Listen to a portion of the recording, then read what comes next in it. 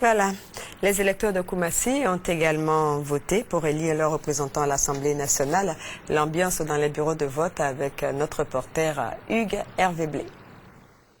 Koumassi, quartier Oufo-Bagny, anciennement campement, il est 10 heures à l'EPP BAD.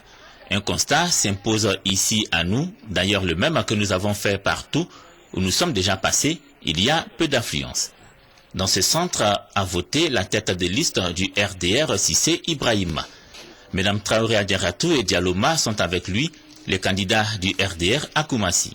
Je souhaite que le taux d'affluence, qui ne semble pas être très élevé pour le moment, connaisse un accroissement, de sorte que les députés qui vont être issus de ce vote soient moins d'une grande légitimité. C'est à Koumassi Nord que s'est fait recenser le candidat du PDCI et c'est là qu'il a voté.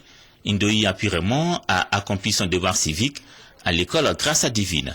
L'actuel maire de Koumassi conduit une liste comprenant Madame Tanouaya et Ngben Nguessan.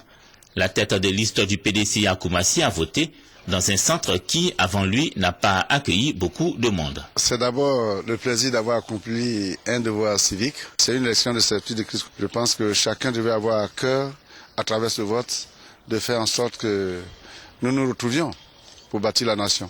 Mamadou Koulibaly avait prévu de voter à 11h ce dimanche. Rendez-vous respecté par la tête de liste des leaders et présidents sortants de l'Assemblée nationale à l'école primaire publique à Brie 2002.